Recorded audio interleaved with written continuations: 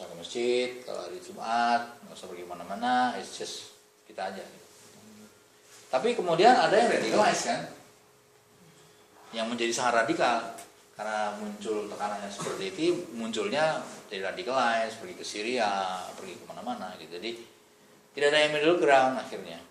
Itu problem yang dihadapi sekarang. Di Belgia juga begitu, terutama di Belgia Selatan ya. Di across Europe, Inggris, Belanda, of course, next, Italia, Swiss, Spanyol. Swiss itu malah jelas sekarang kan, ada undang-undang tidak boleh imigrasi lagi sekarang. Imigran dilarang. Kemudian untuk masjid itu for sure nggak boleh ada minaret. Oke. Eastern Europe sama. Even mereka yang mengklaim sebagai the bedrock of democracy di Europe kan, Norway, tempatnya Nobel Peace Prize dan segala macam, semua across Europe. Jadi this is a study yang very interesting karena nanti Mei ini kan ada pemilu Parlemen Eropa dan diperkirakan suara right wing itu extreme right wing, Islamofobia, rasis, anti imigran, anti orang asing itu will be very big. Bahkan Belarus membuat koalisi sama Le Pen di Prancis, mencari teman-teman di UK, biar lebih kokoh itu di Iya, jadi ini karena dia across Europe, dia jadi kayak komunikasi itu. Dia bikin modeling gitu. Oke, this way works for you, this way works for us, how we work together. Jadi Eropa will be very interesting make up-nya itu nanti in this election in May. Buat apa sih mereka melakukan hal-hal kayak gitu? Maksudnya apa untungnya bagi negara mereka kalau mereka mengharap Islam terus kayak apa sih mereka menjadikan satu agama tertentu atau gimana gitu? Ya buat apa? Apa untungnya bagi mereka? Kenapa mereka harus kayak gitu? Go and ask themselves. I don't know why. Maybe they are basically racist. I don't know. Yes. Kalau saya melihat di Uni Eropa itu selalu ada diskriminasi. Iya. Iya betul. Saya agak tertarik dengan kasusnya Turki kan. Turki kan sudah bertahun-tahun bisa masuk. Iya. Kalau kira-kira Turki itu akan di-reject atau di-accept. It will be rejected. It will never become of Europe. Saya kan tanya hal yang sama persis dengan many European politicians lah ya. Jadi di Strasbourg, pokoknya top levelnya kita engage dengan dia, kita tanya, Turki itu gimana sih? Akan pernah jadi anggota Uni Eropa nggak? Impossible. Why? Saya tanya, jawabannya begini. Eropa itu adalah suatu bangsa, suatu benua yang terdiri dari 4 nilai dasar. 1, Judeo-Christianity. 2, Greek philosophy. Yang ketiga, the Roman legal system. Yang keempat adalah enlightenment. And of those 4 dibilang there's no Islam in it. Yang ada adalah Islam and Europe. There will be no European Islam. There will only be Islam and Europe. Ironisnya enlightenment karena orang Arab kan? Iya. Kalau orang Arab nggak simpen buku-buku Yunani kuno. Exactly. Nggak ada enlightenment. Tapi itu kan disimpan kan, fakta-fakta itu kan dia tidak mau show up. Jadi artinya these are the 4 fundamental belief yang mereka itu sekarang percaya sekali. Jadi bagi saya lucu ngelihat Ukraine ditarik-tarik mau masuk Uni Eropa, ya kan? Tapi Spanyol, Turki yang sudah ngantri, ekonominya udah bagus, ya nggak juga diterima. Jadi memang it's impossible. Padahal kalau Eropa itu akan menjadi young population, ya solusinya dia harus terima imigran dan dia harus terima dari Turki. Tapi kan politically impossible.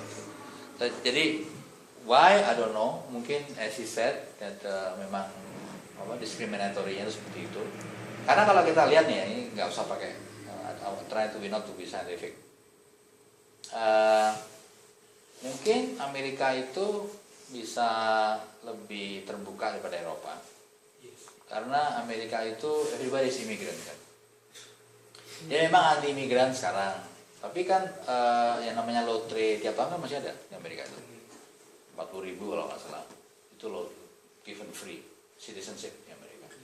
Jadi di Amerika itu the owner of the country kan the Indians. The rest itu kan coming in gitu. It's an immigrant gitu. Australia juga sama, the owner kan the aborigine, the other kan coming in. Whereas in Europe kan they own the place. You guys come in. You guys behave. I don't like you. You go out. Something like that. I don't know. Yes. Ya kalau yang tadi soal ini saya kan di Masri ini di Facebook ada namanya grup Masri University Convention. Nah ini kayak bermunculan di beberapa university juga lainnya saya lihat semacam kayak ya wajar lah untuk orang-orang yang berasosiasi dengan university atau dengan kota Masri misalnya itu untuk ya ngomong apa itu curhat secara anonimus gitu. Dan belakangan ini banyak munculnya itu karena masalah kayak ini. Iya. Masalah globalisasi gitu. Saya lihat kayak misalnya kenapa yang tentang Islam ini saya merasa ini mewakili sesuatu yang lebih besar lagi, soalnya globalisasi. Gitu. Banyak yang merasa bahwa globalisasi ini membuat apa namanya orang kulit putih gitu bangsa Eropa itu di weed out gitu dilunturkan gitu namanya. Yeah. Jadi merasa kita yang tadi identitaskan sebagai bangsa kulit putih itu ini berkurang. Tadinya kita yang 20% warga dunia sekarang tinggal 8%. Tadinya kita yang mayoritas jadi yang penguasa gitu. Kita sudah menjadi begini gitu. Yeah. Banyak yang merasa kayak gitu. Jadi apakah emang ini juga dirasakan di tempat-tempat lain gitu di Eropa? Apakah ini juga dirasakan di Belgia misalnya? Ada perasaan semacam kayak gini gitu. Kalau di Belgia memang ada feeling threatened ya karena memang banyak orang asing masuk. Tapi ya ini across the board sih ya nggak memang rata di mana-mana. Jadi mungkin perasaan itu ada juga. Argumen mereka kan kalau misalnya mereka orang-orang imigran dari dunia ketiga datang ke Eropa karena mencari kehidupan yang lebih bagus, kenapa mereka nggak ke Jepang atau Singapura atau misalnya negara-negara yang ya sebenarnya kan yang superior gitu juga. Cuman lebih dekat ke Eropa. Iya, tapi mereka masih mikirnya kayak gitu. Mereka mikirnya kenapa mereka nggak juga ke negara yang maju? Kenapa orang-orang dari Afrika atau orang-orang dari Timur Tengah nggak berbondong-bondong ke Jepang gitu? Jadi terlalu jauh. Iya.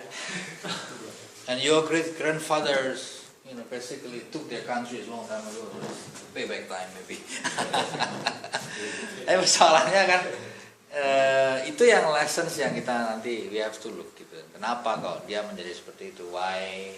Ya kan? Seperti itu. Karena bagi saya sebagai foreign policy operator untuk bicara dengan Eropa sekarang ya kita bicara kredibilitas dong. Kalau Anda datang ke Jakarta bicara mengenai korupsi, mengajarin kita ya nggak usah lah gitu. Ya, gimana kamu juga lebih korup daripada saya, iya kan? Jadi ya the question is then credibility, because kalau kita kan kalau nuding orang kan satu ke seorang lain, yang tiga kita sendiri kan. Kita last ya korup ya another $122 billion. Next, nanti kalau lolos dari masa ini ada sekarang kita yang masih bisa ambil yang paling penting buat kita ya adalah university education. Karena kalau kita lihat dari world 100 top universities science and technology itu 28 itu ada di Uni Eropa. Oke, global universities. I give an example of Belgia, kayak Leuven itu rank 36, sama Ghent University itu rank ke 81. Oke, so kalau kita anak-anak Indonesia belajarnya masih di tempat-tempat ini memang benar ya, di Belgia, di Inggris, Belanda, Jerman itu that's the concentration memang of the first 100 top universities di dunia.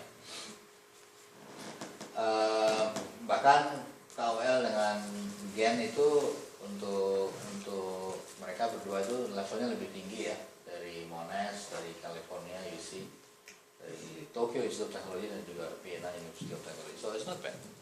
Okay. Itu tapi dibilang sains dan teknologi, Pak. Ya, sains dan Kok teknologi. malah UGM yang tertarik ke KUL ya? Institut of ITS atau ITB atau Biotech. oh.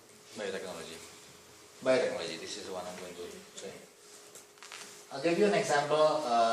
Di sana itu ada namanya VIB, Vlaams Institute of Biology. VIB itu kumpulan dari 4 universitas, KUL, Gent, sama Brussels, sama Hassel.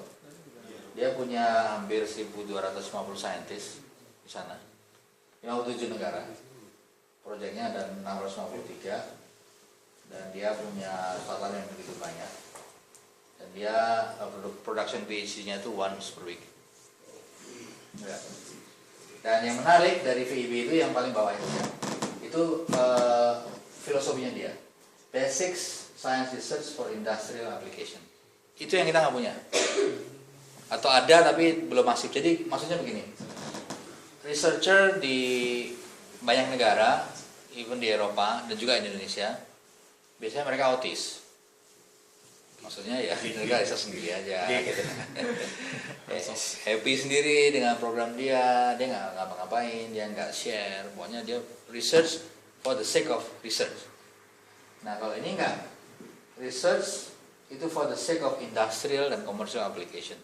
Makanya harus di pack dengan jumlah project yang ada, dengan jumlah paten yang ada. Contoh nih misalnya ya, jadi ada profesor mereka yang memberikan tugas mahasiswa untuk ngambil DNA antibody. Ambil DNA antibodinya, kemudian ternyata itu ada ada aturan baru, privacy law, bahwa privacy orang atau student itu tidak boleh dibagi-bagi begitu saja. Jadi studinya nolak. So we don't want to use our own blood. Lalu kemudian profesornya, yaudah kamu cari ada blood tuh di kulkas, diambil blood onta, mesti tes antibody. Normally DNA antibody itu 2 line gitu ya. Nah dia itu ternyata 3 line. Dia pikir ini muridnya yang bodoh-bodoh nih ya. Wah dibikin lagi deh gitu. 3 line juga. Akhirnya dia ambil antibody dari semua binatang dengan satu family dengan unta. Unta, lama, all those kind of animal, udah. Semua 3 line semua. Akhirnya itu dikembangkan menjadi suatu biotech antibody. Dia kembangkan jadi 7 jenis serum. Lalu paten dia jual ke VIB tadi itu. Terus kemudian dijual ke publik. Last year he made 300 million euros. Temuan dia itu. Nah ini kita kan nggak ada. Nah VIB itu tadi, itu dia mau invest tuh ke perusahaan-perusahaan startup kecil-kecil.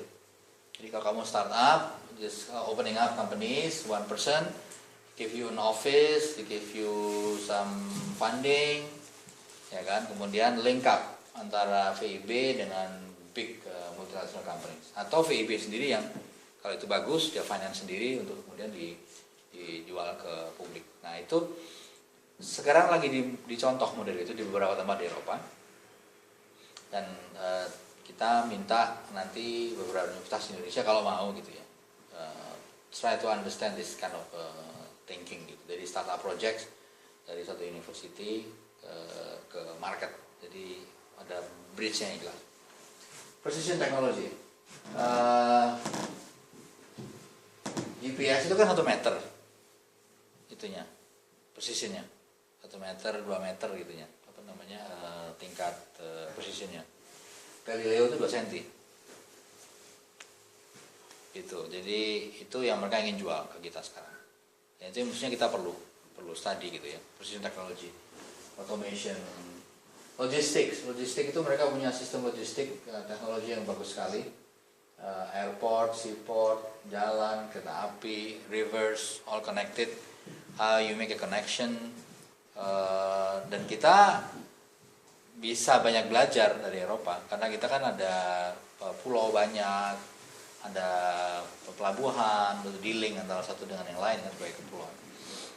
And then renewables, this is new technology dan Eropa yang lebih maju daripada Amerika Serikat. Ini yang kita bisa kembangkan banyak sekali modeling dari Eropa yang bisa kita pelajari. So these are the things that we could get. Lessons-nya itu kita perform similar or better, okay? Not always bad. dalam konteks nation ya, kita trackingnya itu menjadi global player itu sudah banyak sekali diakui oleh masyarakat internasional. Kita anggota G20.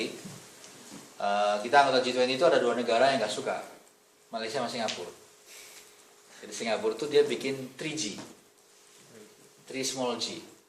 Jadi dia mengajak Qatar sama dia mengajak satu lagi negara di mana gitu lupa. Jadi 3 negara kecil, jadi kecil tapi financial center gitu. Itu dia mau duduk di G20, mau audit. Indonesia nolak. Dia bilang nggak mau, karena Singapura cukup 2 kali Indonesia gitu. They were very unhappy. Tapi ya, it's a time for us to be firm kan. Kita perlu learn teknologi tadi itu. I think it's very important for us to learn apa yang ada di Uni Eropa next. Terus we need to remain pluralistic.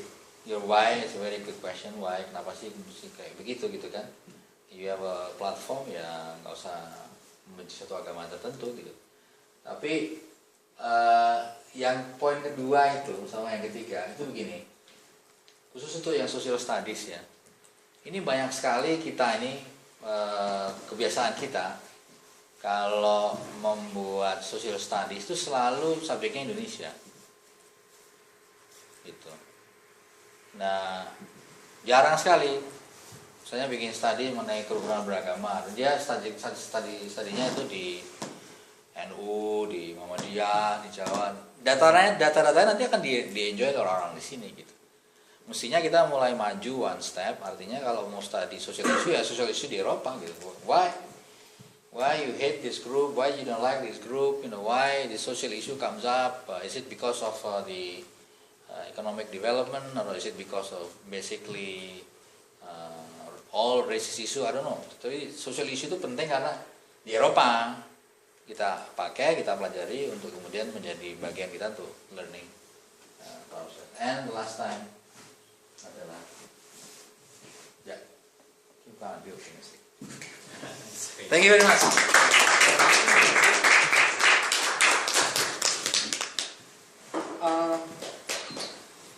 Oke, akhirnya saja sebenarnya itu tanya jawab, tapi Ya. tadi ada beberapa Ya, nggak apa-apa. yang sudah bertanya, mungkin ada beberapa teman yang mau bertanya lagi mengenai Begini aja, kita akhirin dulu ini sesi, terus nanti kalau ada pertanyaan di ramah tamah aja. Jadi kita sekarang foto bersama, terus You can have the Slides. presentation. No problem. Yeah. sebelumnya dari Mas ada kenang-kenangan. Thank you very much.